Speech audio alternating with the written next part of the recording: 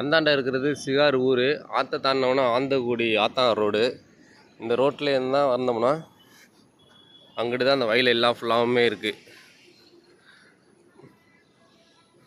இந்த சுடுகாட்டில் பாதையில் இறங்கி தான் நாங்கள் போகணும்.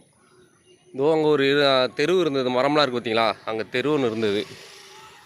அந்த தெருவுக்காக போட்ட பாலம் தான். இந்த இடத்துல ஒரு பாலம் போட்டிருந்தாங்க. இந்த இடம் பெருசாக இருக்குது பார்த்தீங்களா, இது அந்த வெள்ளாந்தடலுக்கு போகிறதுக்காக தான் இங்கே ஒரு பாலம் போட்டிருந்தாங்க. இந்த பாலத்தில் தான் நாங்கள் வந்துட்டு நெல் மூட்டை எல்லாமே தூக்கிட்டு வந்துட்டுருப்போம்.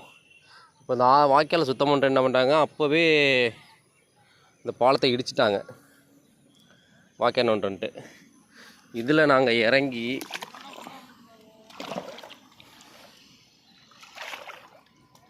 இதில் ஆம்பளைங்க பொம்பளைங்க எல்லாமே இதில் இறங்கி இப்படி தான் நாங்கள் கடந்து போகணும். நெல் மூட்டையும் சரி வைக்க போகிறோம் சரி தூக்கிக்கிட்டு கடந்து போகணும். இங்கே பார்த்தீங்களா, இங்கே பாம்பு கிடக்கா என்ன கிடக்கு ஒன்றுமே தெரியாது. இதில் ஏறி தான் நாங்கள் போகணும். மூட்டை தூக்கிக்கிட்டு இதில் தான் ஏறி போகணும். நாங்கள் அந்த பாலம் கட்டுறதுக்கான பழைய கல்,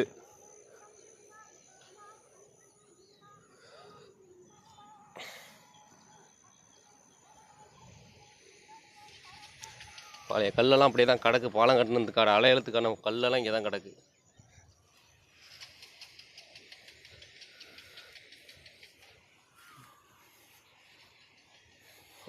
இதுதான் அந்த பழைய அந்த தெருவோட பாதை.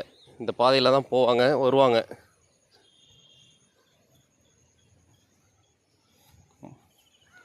இப்படியே தான் நாங்கள் போயிட்டு வந்துக்கிட்டு விவசாயம் பார்த்துக்கிட்டு இருக்கோம். இதில் ஒரு என்னாச்சுங்கன்னா, இந்த வருஷம் குருவை நல்லா வந்துடும் அப்படின்னு நினச்சி வருஷம் வருஷம் குருவை போடுவோம். இந்த வருஷமும் குருவை போட்டிருக்கோம். இந்த வருஷம் குருவை போட்டதில் என்னாச்சுன்னா, எங்கே பார்த்தாலும் வயலில் வந்துட்டு குருத்து பூச்சி அடித்து எல்லாமே கருக்காவாக போயிடுச்சு. அது வேறு இல்லாமல் புகையாக வேறு அடிச்சிடுச்சு.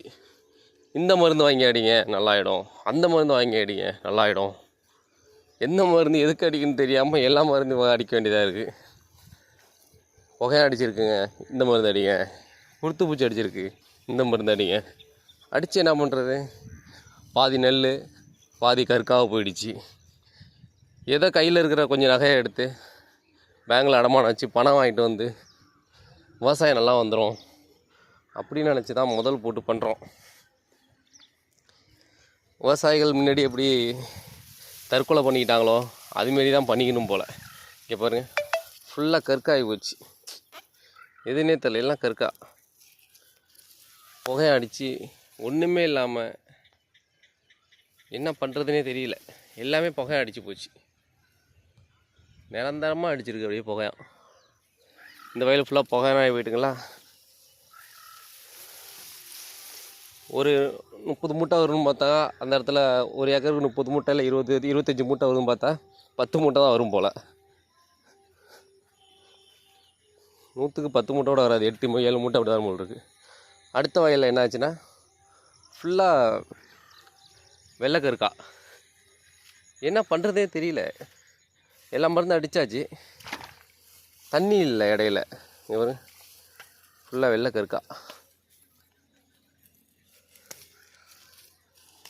தண்ணி கொஞ்சோண்டு வரும். அந்த தண்ணியை மேலே மெயினில் இருக்குது பார்த்தீங்களா வாய்க்கா, அந்த வாய்க்காலுக்கு பக்கத்தில் உள்ளவங்க மெயினில் ஆந்தக்குடியில் மேலே உள்ளவங்களே தண்ணியை வச்சுப்பாங்க, கீழே உள்ளவங்களுக்கு தண்ணி வராது.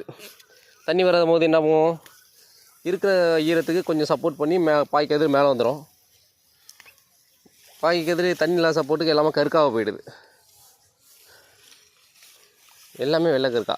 ஒரு கொத்துக்கு பக்கத்தில் கொஞ்சோண்டு இடத்துக்கு இவ்வளோ கருக்கா இருந்துச்சுன்னா நாங்கள் என்னத்தை சாகுபடி பண்ணி எங்கேருந்து நாங்கள் கடனை மீட்டு பேங்க்காரங்கள்ட்ட நாங்கள் நகையை மீட்கிறது.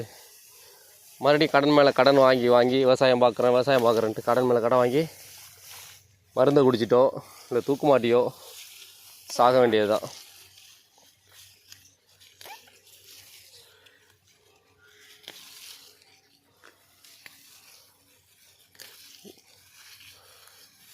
பாருங்கள், எல்லாமே வெள்ளைக்கருக்கா நிரந்தரமாக அடித்து வச்சுருக்கு. அது நெல் முத்திட்டுன்னு நினைக்காதீங்க, கருக்கா சும்மா பிடுங்கினாலே வந்துடும்.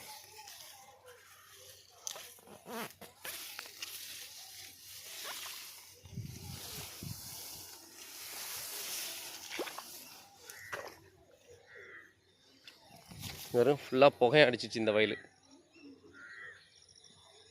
இந்த வயலுக்காரங்க வயல் பக்கமே வர்றதில்ல புகையை அடித்ததுனால. அதுமாரி பக்கத்து வயலுக்கு வந்து அவங்களும் வயலுக்கு வரதே இல்லை புகையை அடித்ததுனால. கடனை வாங்கியாச்சு, பேங்க்லேருந்து கடனை வாங்கியாச்சு, கையில் இருக்க காசும் போட்டாச்சு விவசாயம் பண்ணிவிடலான்ட்டு.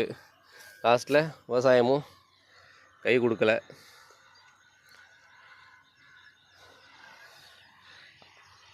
ஐயா நாகை மாவட்ட கலெக்டர் ஐயாவே, ஆந்தக்குடியிலிருந்து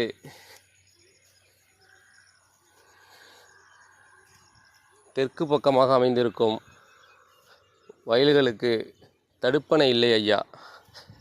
தடுப்பணை இல்லாத காரணத்தினால இந்த சைடில் வர தெற்கு பக்கமாக வர பயிர்களுக்கு தண்ணி வைக்க முடியலங்க.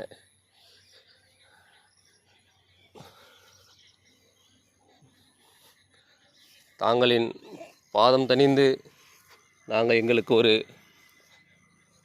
தடுப்பணை கட்டி தருமாறு கேட்டுக்கொள்கிறோம் ஐயா.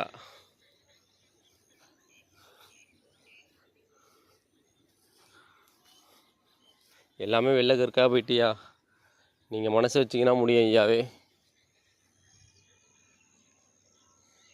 இவ்வளோ சாகுபடியும் அந்த தடுப்பை நம்பி தான் இருக்குது.